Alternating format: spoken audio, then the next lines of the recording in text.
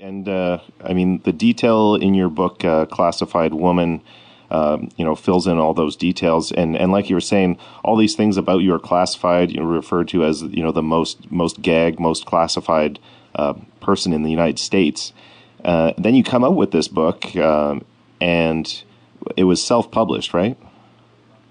Yes, I was forced to self-publish it because when I took the job with the FBI, it was mandatory to sign hundreds and hundreds of pages of bureaucratic documents.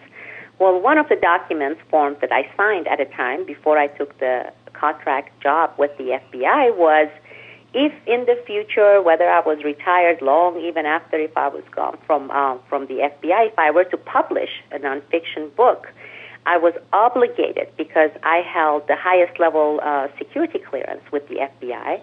And as a result of holding that security clearance while you're working with these agencies, whether it's the CIA or the FBI, you're obligated to send the manuscript before you send it to any publishers, to any agent, to any editor, etc.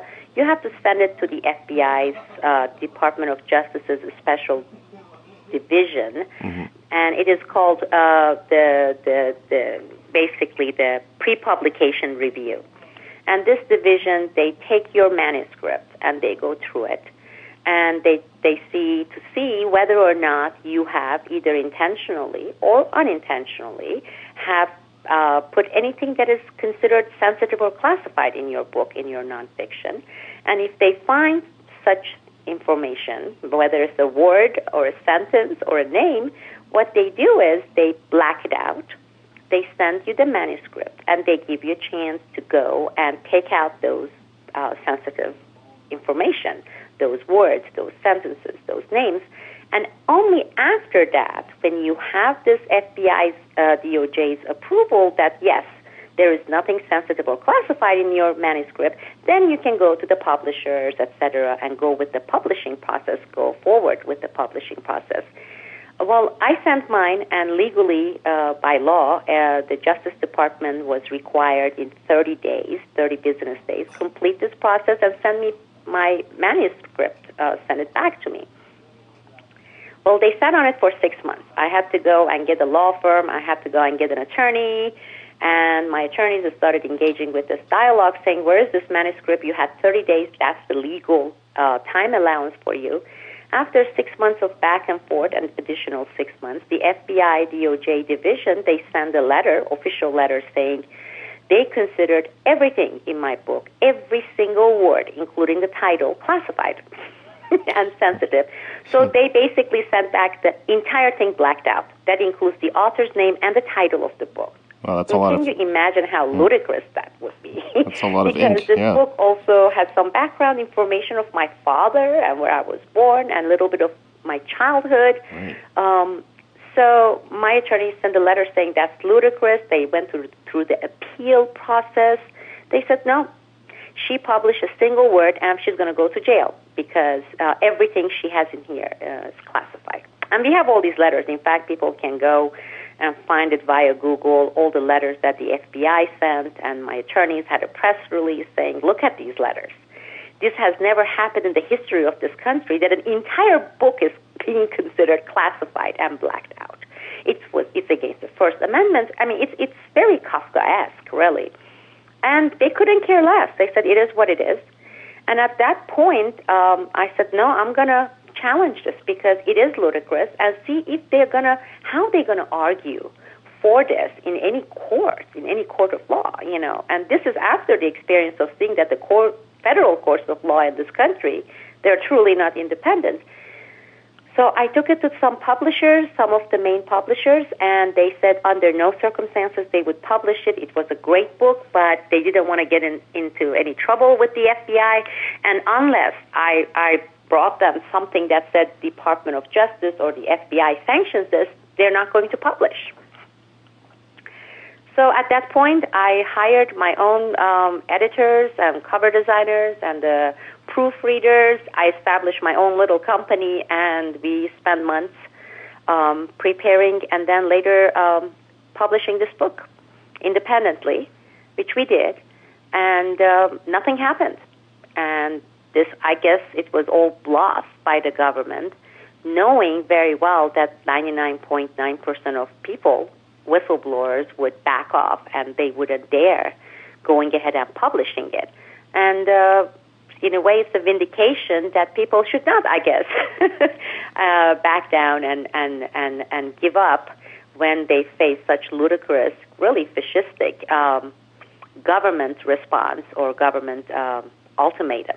Right. It's like they don't want you to say a single word or print a single word, but if they were to take any action, it would draw so much attention to what you wrote also. So they're trying to, I guess, hope that no one sees it, right?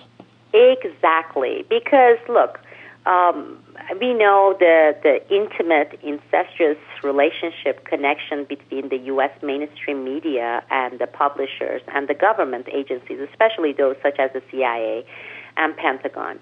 So they knew that they had those fronts under control, meaning this was not going to be widely distributed in the bookstores.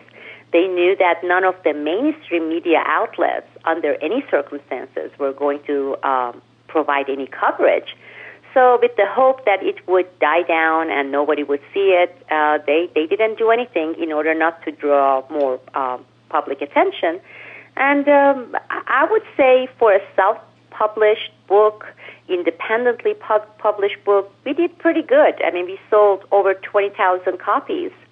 Interestingly, I would say half of it were purchased and bought by people outside the United States. I would say places like the United Kingdom, Belgium, Germany, Denmark.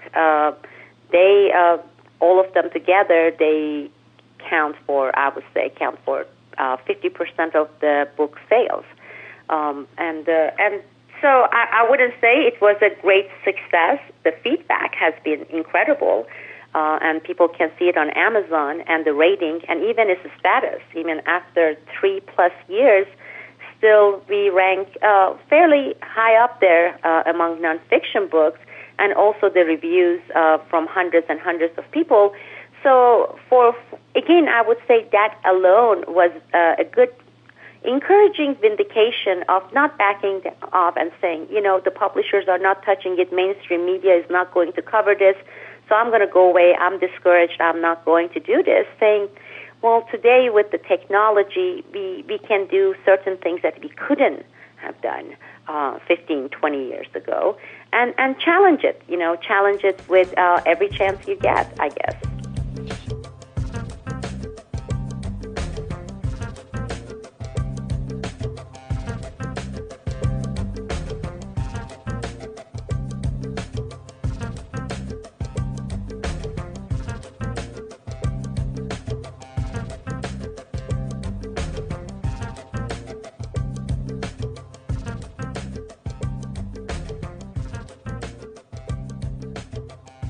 I would followed your story, since I'd heard about it in the mid-2000s, and so when I saw that you were publishing this book, I was intrigued because all this information had been withheld and state secrets and so forth, and but I read it and then passed it along to other people who have had their minds blown.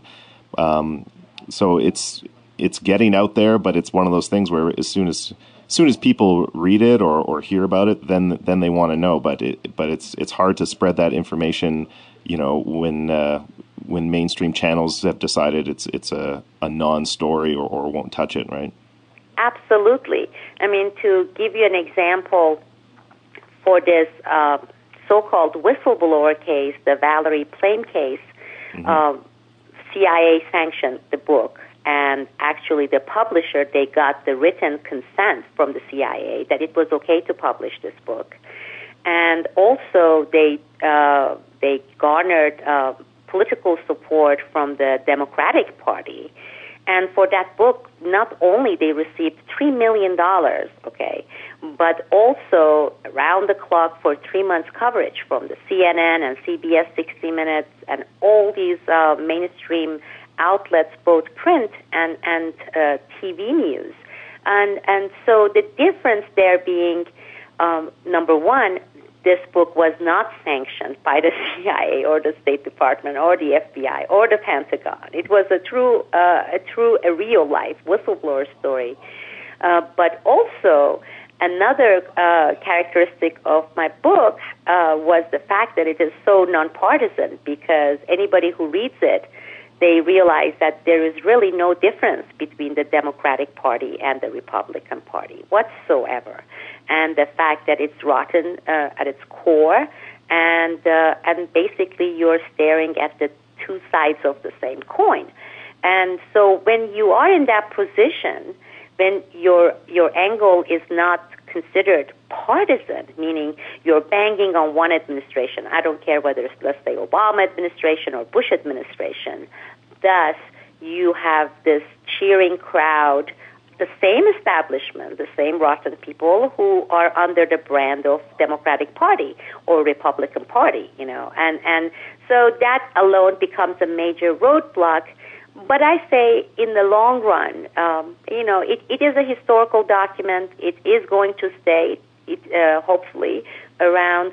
And anybody who reads it, and this has been the reaction so far, people have good gut feelings. They have good. They can smell. They can smell when you read when they read something that is written by with an agenda, or with partisanship, and it's something that is totally colored. And that has been the case so far, and I don't have any regrets. I wouldn't have done it any other way.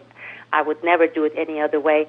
And I was also very cautious with not really including anything, any information that was justifiably classified, because I think that would be nefarious. And let's say if there is an ongoing criminal investigation against the real target, and it's going to go to court, and you end up putting that information there and thus damaging the case. I'm just giving an example. That would just be with nefarious kind of intention.